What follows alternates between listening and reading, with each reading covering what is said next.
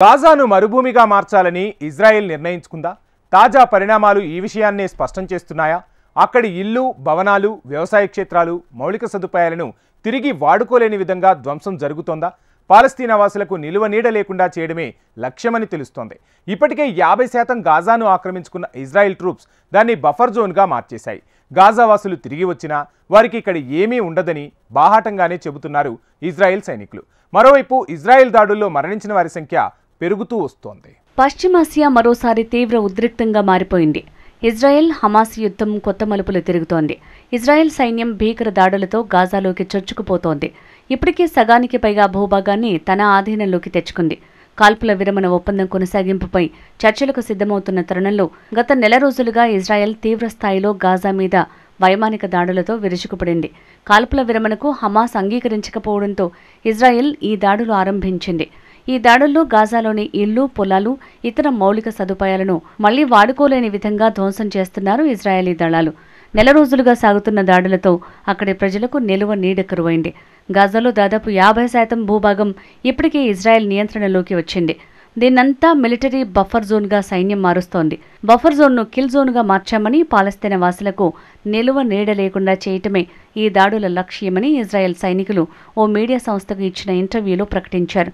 మౌలిక సదుపాయాలు మళ్లీ వాడుకోలేని విధంగా తాము ధ్వంసం చేస్తున్నామని తెలిపారు. ఈ మేరకు తమకు ఆదేశాలిచ్చారని ప్రకటించారు. పాలస్తీనా వాసులు ఇక్కడికి తిరిగి రావడానికి ఇంకా ఏమీ మిగిలేదు.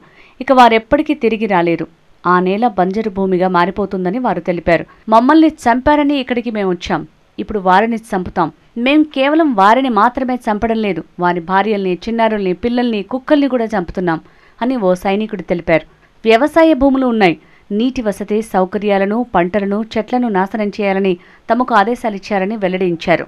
ఇజ్రాయెల్ ప్రధాని బెంజమిన్ నెతన్యాహు అమెరికా అధ్యక్షుడు డొనాల్డ్ ట్రంప్ని కలవనున్న నేపథ్యంలో గాజాపై టెల్ అవీవ్ వరుస దాడులకు పాల్పడుతుండటం గమనించొచ్చు. ట్రంప్తో భేటీలో భాగంగా నెతన్యాహు హమాస్పై ఇజ్రాయెల్ యుద్ధం, బందీల విడుదల, ఇరాన్ అణు సంక్షోభం, తమ దేశంపై విధించిన 17% టారిఫ్లపై చర్చించనున్నారు. యుద్ధం ప్రారంభమైనప్పటి నుంచి నెతన్యాహు వాషింగ్టన్ పర్యటనకు వెళ్లటం ఇది 4వసారి. హమాస్తో 17 నెలలుగా కొనసాగుతున్న పోరులో ఈ ఏడాది జనవరి నుంచి కాల్పుల విరమణ అమల్లో ఉన్న ఇజ్రాయెల్ దాడులు కొనసాగిస్తోంది. ఒప్పందంలో మార్పులు చేయటానికి హమాస్ తిరస్కరించడంతో దాడులకు పాల్పడాలని ఇజ్రాయెల్ ప్రధాని బెంజమిన్ నెతన్యాహు తమ సైన్యాన్ని ఆదేశించినట్టు తెలుస్తోంది. కాల్పుల విరమణ ఒప్పందం కొనసాగింపునకు హమాస్ అంగీకరించని కారణంగానే దాడులకు ఆదేశించినట్లు ఇటీవల ఆయన ప్రకటించారు. హమాస్ ఓడిపోయిన తర్వాత గాజాలో భద్రతాపరమైన నియంత్రణను కలిగి ఉంటామని ఇటీవల ఇజ్రాయెల్ ప్రధాని నెతన్యాహు వ్యాఖ్యలు చేసిన సంగతి తెలిసిందే. ఈ నేపథ్యంలో తాజా దాడులకు ప్రాధాన్యత ఏర్పడింది. హమాస్ చెరలోని బందీలను విడిపించేందుకే ఈ స్థాయిలో ఒత్తిడి తీసుకువస్తున్నట్లు ఇజ్రాయెల్ చెప్తోంది. తమ దేశాన్ని రక్షించుకోవటానికి, మరీ ముఖ్యంగా 2023లో హమాస్ దాడితో భయాందోళనల్లో చిక్కుకుపోయిన దక్షిణ ప్రాంతంలో భద్రతను మెరుగుపరుచుకోవటానికి చర్యలు తీసుకుంటున్నట్లు చెప్తోంది. మరోవైపు ఇజ్రాయెల్ జరుపుతున్న వరుస దాడులతో గాజాలో పెద్ద సంఖ్యలో ప్రాణాలు కోల్పోతున్నారు. తాజాగా ఇజ్రాయెల్ నిర్వహించిన వైమానిక దాడుల్లో 32 మంది పాలస్తీనీయులు మృతి చెందినట్లు అక్కడి అధికారులు తెలిపారు. వీరిలో ఒకే కుటుంబానికి చెందిన 9 మందితో పాటు 5గురు పసిపిల్లలు, 4 మహిళలు కూడా ఉన్నారు.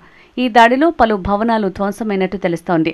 ఆ తర్వాత కొద్ది గంటల్లో ఖాన్ యూనిస్లోని నాజర్ ఆసుపత్రి వెలుపల ఉన్న టెంట్లపై ఇజ్రాయెల్ జరిపిన దాడిలో పాలస్తీనా today TV station reporter Yusuf Al ఫకావితో పాటు మరో రిపోర్టర్ మృతి చెందారు. 6గురు విలేకరులు గాయపడ్డారు. వారిలో 2 పరిస్థితి విషమంగా ఉంది. వారిలో ఒకరికి తీవ్ర కాలిన గాయాలు కాగా మరొకరికి తలకు తూటా గాయమైనట్టు పాలస్తీనా మీడియా తెలిపింది. మరోవైపు వెస్ట్ బ్యాంక్లోని టర్మస్ అయా సమీపంలో రాళ్లు విసిరిన ఉగ్రవాదిని హతమార్చినట్లు ఇజ్రాయెల్ సైన్యం తెలిపింది. అయితే బాధితుడు 14 ఏళ్ల పాలస్తీనా అమెరికన్ అని హమాస్ పేర్కొంది. ఈ వారంలో గాజా, సిరియాపై ఇజ్రాయెల్ చేసిన వైమానిక దాడుల్లో 64 మంది మృతి చెందారు. గాజాలోనే 55 మంది పాలస్తీనియన్లు మరణించారని ఆసుపత్రి వర్గాలు పేర్కొన్నాయి. తాజా వైమానిక దాడుల్లో మరణించిన వారిలో ఉన్నారని తెలిపారు. తాము హమాస్పై మిలిటెంట్ల టెంటుపైనే దాడి చేస్తామని ఇజ్రాయెల్ సైన్యం తెలిపింది. పౌరులకు హాని జరగకుండా చూసేందుకు ప్రయత్నిస్తున్నాం, కానీ మిలిటెంట్లు నివాస ప్రాంతాల్లో లోతుగా పాతుకుపోయారు. పౌరుల మరణాలకు హమాసే కారణమని ఆరోపించింది. మరోవైపు ఈ దాడులతో ఇజ్రాయెల్ కాల్పుల విరమణ ఒప్పందాన్ని ఉల్లంఘించి బందీల ప్రాణాలను ప్రమాదంలో పడేసిందని హమాస్ హెచ్చరించింది. దీనికి తగిన మూల్యం చెల్లించుకోవాల్సి వస్తుందని హెచ్చరించింది. ఈ దాడులకు ప్రతిగా ఇజ్రాయెల్ నగరాలపై హమాస్ రాకెట్లతో దాడులు చేసినట్లు పేర్కొన్నారు. ఇజ్రాయెల్ వరుస దాడుల వల్ల గాజాలో ఆహార, ఔషధ నిల్వలు తగ్గుతున్నాయని, రోజురోజుకు పరిస్థితులు నిరాశాజనకంగా మారుతున్నాయని ఐక్యరాజ్య సమితి ఏజెన్సీ ఆందోళన వ్యక్తం చేసింది. 2023 అక్టోబర్ 7న ఇజ్రాయెల్పై హమాస్ మెరుపుదాడి చేయటం తెలిసిందే. ఈ ఘటనలో 1200 మందికి పైగా ఇజ్రాయెల్ పౌరులు చనిపోగా 250 మందిని హమాస్ మిలిటెంట్లు బందీలుగా చేసుకున్నారు. దీంతో హమాస్పై ఇజ్రాయెల్ భీకరంగా విరుచుకుపడింది. ఇజ్రాయెల్ హమాస్ యుద్ధంలో ఇప్పటివరకు 50,000 మంది పాలస్తీనియన్లు ప్రాణాలు కోల్పోయారు. మరో 1.13 లక్షల మంది గాయపడ్డారు. ఇటీవల కాల్పుల విరమణ ముగిసిన తర్వాత వారం వ్యవధిలోనే మళ్లీ దాడులు మొదలు కాగా వీటిలో దాదాపు 673 మంది చనిపోయారు.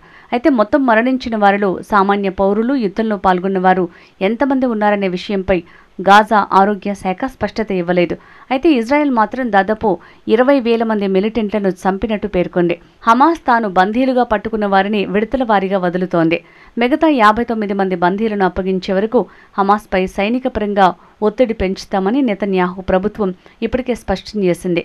అయితే శాశ్వత కాల్పుల విరమణ ఒప్పందం కుదిరే వరకు గాజా నుంచి ఇజ్రాయెల్ పూర్తిగా వైదొలిగే వరకు బందీలను విడుదల చేయబోమని హమాస్ చెప్తోంది. బందీలను సురక్షితంగా ఉంచేందుకు అన్ని ప్రయత్నాలు చేస్తున్నామని, కానీ ఇజ్రాయెల్ దాడులు వారి ప్రాణాలను ప్రమాదంలో పడేస్తున్నాయని హమాస్ తెలిపింది. దాడులను ఇలాగే కొనసాగిస్తే, సైన్యం సాయంతో బందీలను తరలించేందుకు ప్రయత్నిస్తే వారు శవపేటికల్లో తొలగిస్తారని హెచ్చరించింది. ఇదిలా ఉంటే ఇజ్రాయెల్ను సర్వనాశనం చేయడానికి ఇరాన్ నుంచి హమాస్ ఉగ్రవాద సంస్థ భారీగా సొమ్మును అభ్యర్థించడం వెలుగులోకి వచ్చింది. ఇరాన్ అందించిన దన్నుతోనే 2023 అక్టోబర్ 7న ఇజ్రాయేలీలపై హమాస్ నరమేధానికి పాల్పడిందని ఇజ్రాయెల్ రక్షణ మంత్రి ఇజ్రాయెల్ కాట్జ్ ప్రకటించారు. ఇందుకోసం $50 కోట్ల కోరినట్టు తెలిపారు. ఇరాన్ నుంచి అంత మొత్తాన్ని హమాస్ నేతలు యహ్యా సిన్వర్, మహమ్మద్ దీఫ్ ఆర్థిక సాయంగా కోరినట్టు తెలిపే ఆధార సహిత పత్రాలు తమ చేతికి చిక్కాయన్నారు. ఆ పత్రాలు 2020 అక్టోబర్ 2021 జూన్ మధ్య కాలానికి చెందినవని, తాజా యుద్ధం నేపథ్యంలో సిన్వర్ వాటిని భూగర్భ సొరంగంలోకి తెచ్చాడని తెలుస్తోంది. ఇరాన్ హమాస్ దోస్తీకి ఆ పత్రాలు సాక్ష్యాధారాలని కాట్జ్ చెప్పారు. ఆంక్షలు, ఆర్థిక సమస్యల్లో ఇరాన్ సతమతమవుతున్నప్పటికీ ఇజ్రాయెల్, అమెరికాతో నెలకొన్న వైరానికి అత్యధిక ప్రాధాన్యమిస్తూ ఆ మొత్తాన్ని అందించడానికి ఇజాదీ ఒప్పుకున్నారని చెప్పారు. దాడులకు సంబంధించిన ఖచ్చితమైన సమయం, అక్టోబర్ 7 ప్రణాళికల గురించి ఇరాన్ నాయకత్వానికి తెలియదని, అయితే Iran Islamic revolutionary guard corps శిక్షణ, ఆయుధాలు, నిధులు లేకుండా అక్టోబర్ 7న హమాస్ ఊచకోతకు పాల్పడేది కాదని ఇజ్రాయెల్ ఇంటెలిజెన్స్ భావిస్తోంది.